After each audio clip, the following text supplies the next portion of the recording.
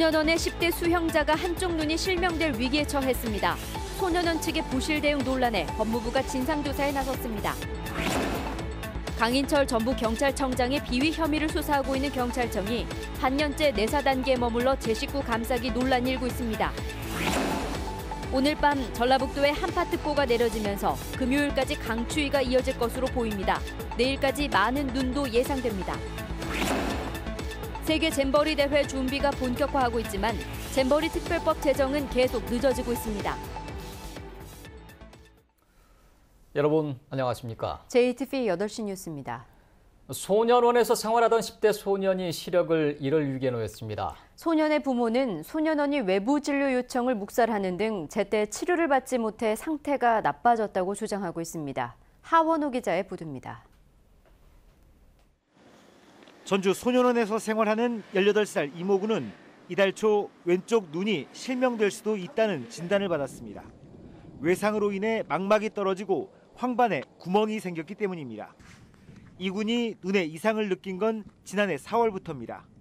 눈이 나빠진 것 같다며 시력 검사를 했는데 4월과 5월 두 차례 검사에선 정상 시력이 나왔습니다. 지난해 5월 1.2였던 이 군의 왼쪽 눈 시력은 불과 한 달여 만에 0.5로 급격히 나빠졌습니다. 다음 달 검사에서도 시력이 좋아지지 않자 이 군은 외부 병원에서 진료를 받고 싶다고 요청했지만 소년원 측은 이를 받아들이지 않았습니다. 그때 마이너스 나왔다면은 아마 갔을 것 같아요. 근데 1.2에서 0.5로 떨어지니까 한 번 더 지켜보자 이런. 이 군의 부모는 눈이 아픈 아이를 방치하다 실명 수준으로 시력이 떨어진 뒤에야 안과에 데려갔다고 주장했습니다. 애들이 아프다 그럴 때 한 번이라도 귀를 기울고 좀 데려갔으면 이렇게 힘든 일이 생기지 않았을 건데 너무 안이한 태도로 그렇게 해서 제가 너무 좀 속상하고. 소년원 측은 이 군이 외부 진료를 요청한 건 지난해 7월 단 한 차례였고 그 이후론 별다른 이상 증세를 호소하지 않았다고 해명했습니다. 하지만 관리상의 어려움을 이유로 외부 진료에 인색한 게 아니냐는 지적이 나오고 있습니다. 우리가 사실은 해줄 만큼 많이 해줬어요. 그런 요구를 다 들어주면 하루에도 외지는 한 10명씩 나가야 되는데 그러면 소년원 이 운영을 못하거든요. 법무부는 환자 관리에 문제가 있었는지 진상조사에 나섰습니다. JTB 뉴스 하원호입니다. 경찰청 수사국이 강인철 전북경찰청장의 비위 혐의를 수사하고 있습니다. 그런데 벌써 반년째 수사는 내사 단계에 그치고 있습니다. 경찰청이 제 식구를 감싸고 있다는 의혹이 불거지고 있습니다. 오정현 기자가 보도합니다. 강인철 전북경찰청장은 두 가지 혐의로 경찰청 특수수사과의 수사를 받고 있습니다. 먼저 뇌물수수인데 광주청장 시절 한 대학병원에서 CT 촬영 등의 진료를 무상으로 제공받은 혐의입니다. 이후 중앙경찰학교장으로 근무하면서 직원들이 출자한 상조회에 압력을 행사했다는 의혹도 받고 있습니다. 7천만 원을 들여 교내에 치킨 가게를 열도록 강요했다는 건데 사실이라면 직권남용에 해당합니다. 이러한 비위를 포착하고 경찰이 감찰에 착수한 건 지난해 6월. 어느 정도 정황이 드러났다고 판단한 경찰은 특수수사과에 수사를 정식 의뢰했습니다. 하지만 어쩐 일인지 수사는 좀처럼 나아가지 못하고 있습니다. 벌써 반년째입니다.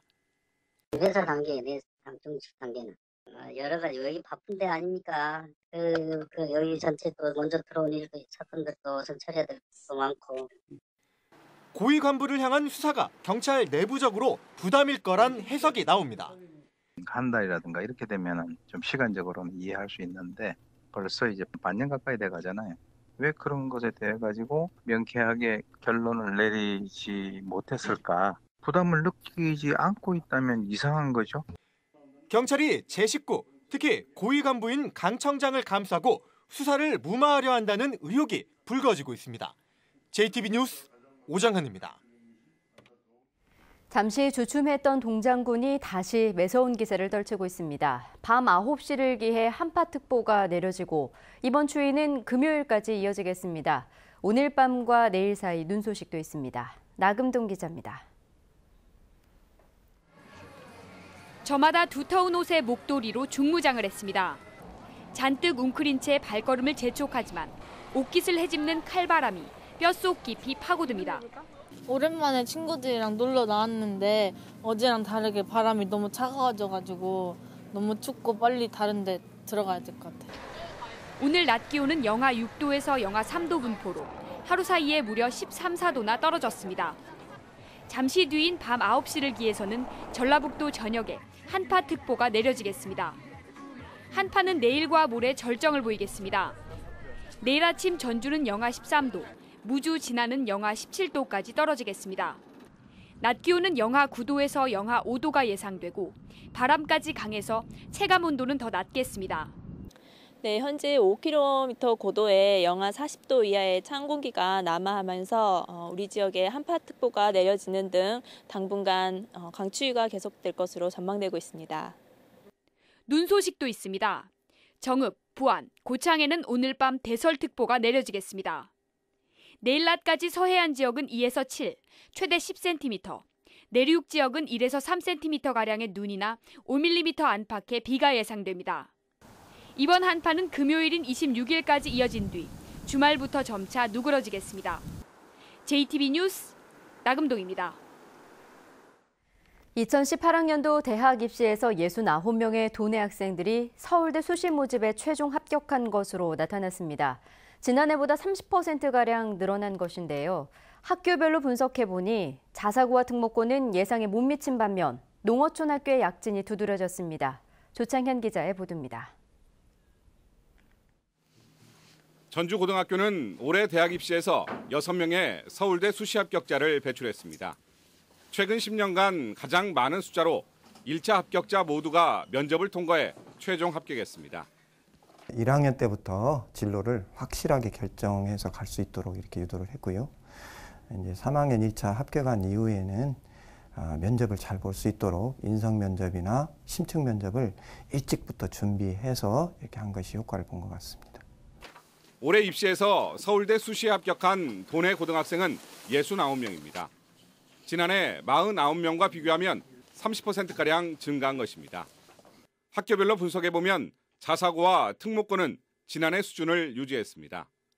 자사고를 뺀 삼시지역 일반고에서는 18개 학교에서 32명의 합격생을 배출했습니다.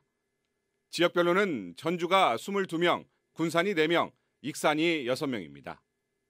도내 평준화 지역 일반계 고등학교에서는 3개 시 지역별로 절반가량의 고등학교만 서울대 진학에 성공한 것으로 나타났습니다. 올해 입시에서 크게 두드러지는 건 농어촌 고등학교의 약진입니다. 지난해 4명에 불과했던 농어촌 고등학교 서울대 수시 합격자가 올해는 17명으로 4배 이상 늘었습니다. 순창구가 의대를 포함해 3명으로 가장 많았고 정주고, 호남고도 2명씩을 배출했습니다. 농어촌 고등학교의 서울대 진학이 급증하면서 앞으로 상위권 학생들의 전주권 유출은 더 줄어들 것으로 보입니다. 또 서울대 입시에서 좋은 성적이 나옴에 따라 현 교육감 취임 이후 불거져온 학력 저하 논란을 상당 부분 불식시키는 계기가 될 수 있을지 주목됩니다. JTB 뉴스 조창현입니다. 2023 새만금 잼버리가 5년 앞으로 다가오면서 행사를 준비하고 홍보하는 작업이 활발하게 펼쳐지고 있습니다. 하지만 행사를 뒷받침하기 위한 잼버리 특별법 제정은 계속 늦어지고 있습니다. 송창용 기자가 보도합니다. 2023 새만금 잼버리를 준비하고 지원하기 위한 조직인 전라북도 세계잼버리 추진단이 공식 출범했습니다. 잼버리 추진단이 구성되면서 전라북도의 대회 준비와 지원이 한층 강화될 전망입니다. 추진단 사무실 앞에는 대형 텐트와 캠핑용품, 그리고 잼버리 홍보물 등이 전시된 잼버리 홍보관이 마련됐습니다. 차근차근 준비해 나간다는 생각을 가지고 도민들이나 국내적으로 붐을 일으키라는 차원에서 오늘 홍보관을 개관하게 되었습니다. 대회가 열리는 새만금 관광레저용지 매립 등 기반시설 조성 작업도 정부의 지원 아래 비교적 순조롭게 진행되고 있습니다. 문제는 행사를 뒷받침하기 위한 세계 잼버리 특별법 제정입니다. 원래 지난해 말 국회 통과를 목표로 했지만 핵심 사항인 조직위원회 구성을 두고 전라북도와 스카우트연맹이 이견을 보여 제정하지 못했습니다. 새해 들어선 여야 대치 국면까지 겹쳐 법안 상정마저 쉽지 않은 상황입니다.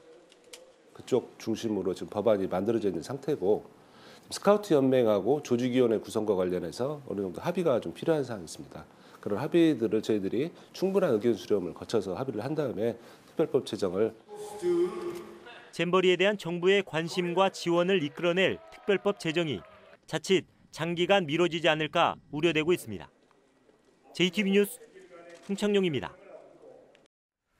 6.13 지방선거가 다가오고 있지만 정작 선거구는 아직도 획정될 기미가 보이지 않아서 어디로 나가야 할지 또 누구를 찍어야 할지 모르는 깜깜이 선거가 우려되고 있습니다. 시민단체들은 선거구 획정위원회에 조속한 의견 수렴과 함께 다양한 정치 세력이 공존할 수 있는 4인 선거구제 확대를 촉구하고 있습니다. 김철 기자가 보도합니다. 지방의원 선거구는 국회에서 도의원 선거구를 정한 뒤 후속 절차가 진행됩니다. 공직선거법에 도의원 선거구가 반영되면 전라북도 시군의원 선거구 획정위원회에서 기초의원 선거구 안을 만들고 도의회에서 이를 바탕으로 조례를 개정하게 됩니다. 하지만 국회 절차가 늦어져 법정 시한인 선거 180일 전, 즉 12월 13일을 이미 넘겼고 마지노선인 3월 2일도 코앞에 닥쳤습니다. 시의원 예비후보자 등록일이 3월 2일입니다. 그래서 그때까지는 시군의원 선거구 획정이 이루어져야 할 것으로 생각을 하고 있습니다.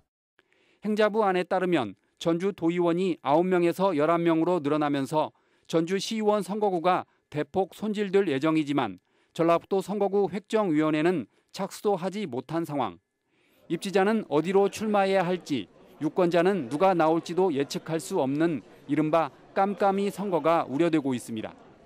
시민사회단체들은 국회 절차와 별도로 전라북도와 선거구 획정위가 시민 의견 수렴에 나설 것을 촉구했습니다. 또 특정 정당이 기초의회를 사실상 독식한 교훈을 살려 다양한 정당의 공존이 가능한 4인 선거구제 확대를 주장했습니다. 민의를 반영하지 못하고 공정하지도 않은 선거제도 개혁에 나서야 한다. 획정위는 정치개혁의 최소한의 요구인 중선구제에 제도적 취지를 살리는 방향으로 획정을 마칠 수 있도록 일을 시작하라. 정치개혁 전북 공동행동은 각 정당과 도의회 의장단을 차례로 만나 이 같은 내용을 요구할 계획입니다. JTB 뉴스 김철우입니다. 자치단체 신년 계획을 들어보는 순서, 오늘은 순창군입니다. 순창군은 올해 발효 산업의 영역을 넓혀 미래 먹거리 산업을 더욱 탄탄히 만들고 기반시설을 확충해서 관광객 500만 시대를 앞당기는 데 힘을 쏟기로 했습니다. 이승환 기자의 보도입니다. 국내 시장의 40%를 차지하는 고추장에 이어 소스 산업으로 영역을 넓혀가고 있는 순창군. 올해는 장류식품과 소스 산업을 넘어 미생물 산업으로 그 범위를 확장할 예정입니다. 참사리 발효마을을 중심으로 국가 예산을 확보한 전통 발효 미생물과 장내 유용 미생물을 산업화하기 위한 사업이 본격화합니다. 그 일대에 이런 그 미생물 산업이라든지 소스 산업이라든지 발효식품과 관광이 어우러지는 그런 시설들이 들어가서 순창을 발전시키는 그런 그 근거지가 될 것으로 예상을 하고 있습니다. 그동안 강천산이 주축이 되어온 관광산업은 올해부터는 섬진강에도 공을 들일 예정입니다. 섬진강의 명소지만 접근성이 떨어져 고민이었던 장군목의 진입도로 개설 사업이 시작됩니다. 또 쉴랜드 휴양촌 같은 휴식형 관광시설을 갖추고 메타 세콰이어 관광 코스도 개발해서 관광객 500만 시대를 앞당길 계획입니다. 우리 순창에서 생산되는 쌀이 잘해야 연간 한 700억, 쌀 생산 총 규모로 보면 700억인데 관광객 500만 명이 2만 원씩만 쓴다고 해도 1000억에 해당됩니다. 어린이 장난감 도서관을 운영하고 아동 야간 보호센터를 신설해서 저출산 문제도 대응할 예정입니다. 순창군은 또 다양한 분야에 종사했던 귀농인들은 농업과 농촌을 변화시킬 수 있는 큰 자산인 만큼 유치에 행정력을 집중해 나간다는 구상입니다. JTB 뉴스 이승원입니다. 전북 혁신도시와 국립전주박물관을 잇는 정여림로에 가로등이 없어 주민과 운전자가 밤에 불편을 겪고 있다는 JTBC 보도와 관련해 전주시가 가로등을 설치하겠다고 밝혔습니다. 전주시는 주민과 운전자의 불편을 해소하기 위해 다음 달부터 이 구간에 1억 원을 들여 46개의 가로등을 설치하기로 했다고 설명했습니다.